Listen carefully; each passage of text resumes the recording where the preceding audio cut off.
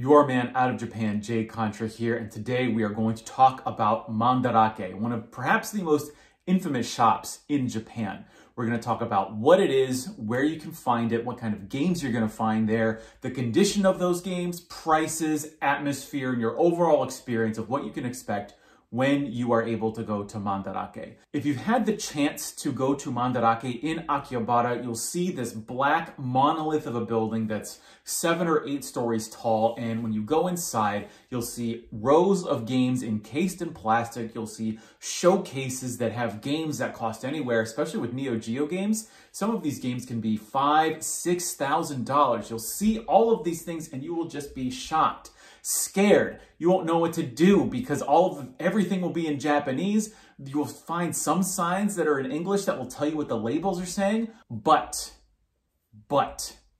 I think Mandarake is one of the best places in Japan and really the world to search for Japanese video games. And I'll tell you why that is, but first we need to talk about Mandarake's business model. Now, Mandarake is located in Japan's bigger cities, everywhere from Tokyo, Hokkaido, I think there's one in Osaka, Fukuoka, and pretty much that's it. There's only a few stores around the country, but Mandarake also has a huge web presence. Their website is easily, I think, one of the best places to go to look at Japanese video games because of how detailed, how very meticulous the website is in terms of displaying items, their price, as well as how the games are cataloged. It has pictures of virtually every single component of a game. Sometimes the listing of the item will even show you the board of the game so you know it's authentic. If there's even a scratch on the game, they will have a close high-res picture of that scratch just to show you what's going on with the game that you want. Mandarake is really the collector's collectible shop. Mandarake is where you go to find the rarest games in the best condition. And of course, that means they are going to be at the highest prices. Now, video games aren't the only thing you'll find at Mandarake. You'll see comic books, trading cards, toys.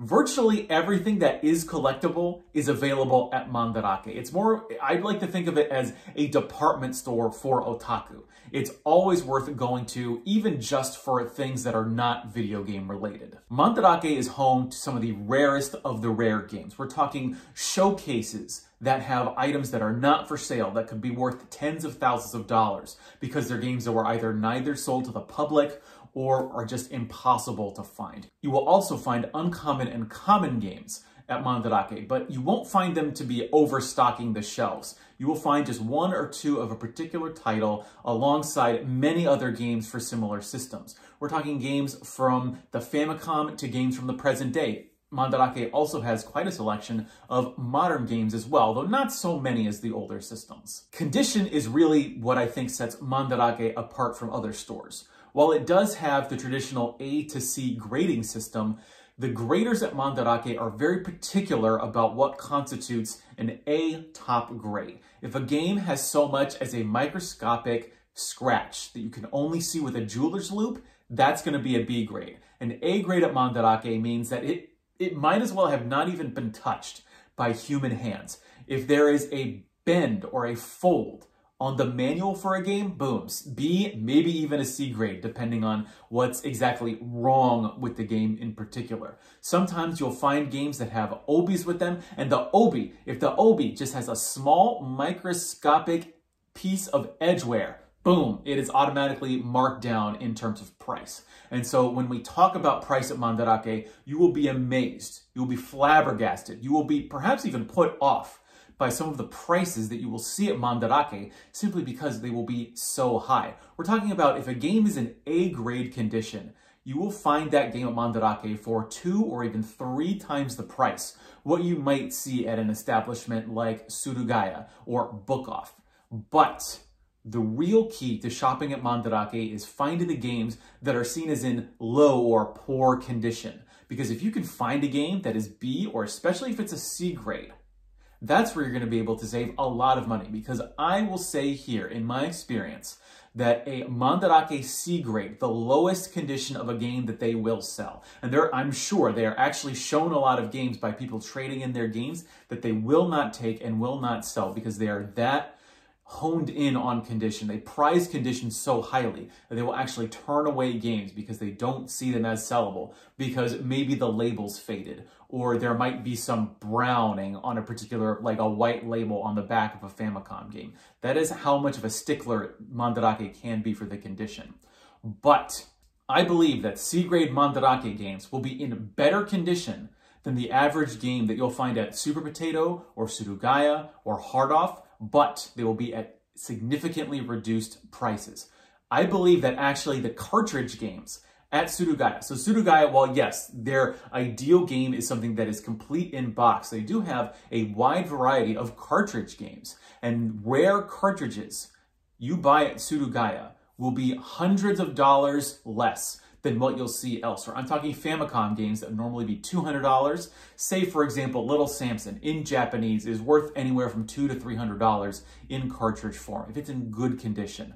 But if you could find a cartridge that maybe the glue is starting to brown on some of the adhesives for the labels, or maybe the front label has a little scratch on it, that can easily go down from $200 where you'll find it in A-grade condition, even at other stores. But at Mandarake, find the one with the scratch on it, it can be $150 or maybe even $100 if you're lucky. And that goes for virtually every system. I'm talking Super Famicom, N64. If you're looking also at complete games, if you find a complete game at Mandarake that has the case, the game, and the manual, but it does not have the obi.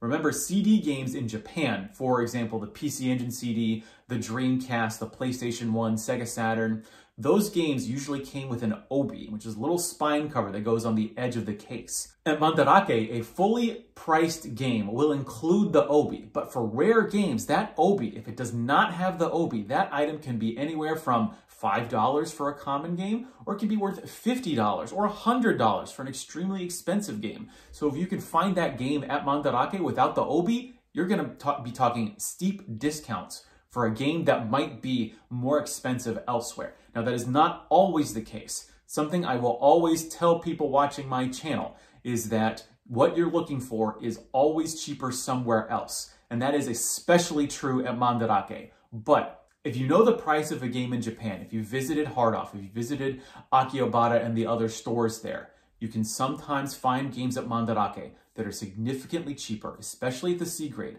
than they are somewhere else. In terms of overall experience, if it's your first time visiting Mandarake or you're a new collector, the shop will be really scary because you walk in and it kind of assumes you know what you're doing. You'll see games lined up side to side on the shelves, and it can actually be sometimes even physically just really hard to pull a game from the shelf because of how crammed in they are. You'll walk along the showcase and you'll see games that are priced at hundreds or maybe even thousands of dollars. And if you get to the Neo Geo games, those mint games can be upwards of $10,000.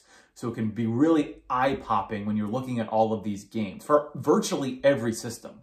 But I think the real fun of Mandarake comes from, say, going to the Sega Saturn section and pulling games and seeing things that you've never seen before because they're very uncommon or even rare, and you just do not see those games at other stores.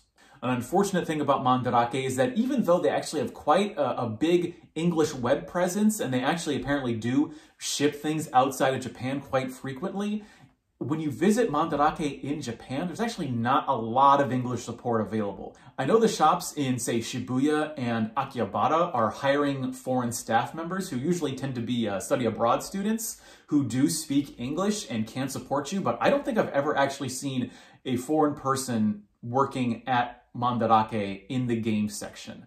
You will see some signage in English that explains what's on the label, but unlike a place, say, Super Potato or even Retro Game Camp, you won't see games that are recommended by staff. You won't see the beautiful artwork on the shelves. You'll see that on the showcase, but when you actually get to the shelves, aside from the cartridges, when you get to the boxed item area, they'll just be like lined up side to side. And it's very hard to even see what's inside the boxes because of the reflections from the light. It's really a store that if you know what you're doing, if you're really immersed in the hobby and you have a high knowledge of collecting Japanese games, that's really the place you want to go to. Mandarake is really aiming itself towards an audience of collectors who know what they're doing. So if you're just starting out, I would recommend going to Mandarake to see what the price ceiling on a lot of things are, to get a sense of this is the rarest of the rare items that you can see. And if you can find those items elsewhere for cheaper, then maybe you should buy it elsewhere. But if you've gone elsewhere, you know what the prices are, you come back to Mandarake, you see something you want, and it's cheaper, then that's the time you buy it. I will say that I haven't bought many things from Mandarake. However, I will buy it when it's at a good price, and I've never regretted buying something from Mandarake simply because what you're buying there is on average going to be in much better condition than you will find at any other retro game store in Japan. If you have your own experience with Mandarake, please let me know. I love hearing what other people have to say about Japanese retro game shops, and especially if you disagree with my analysis, I'd love to hear why, and so I can sort of consider all the different viewpoints so I can make the best recommendations on this channel. Your man out of Japan, Jay Contra, thanks for watching, and mahalo.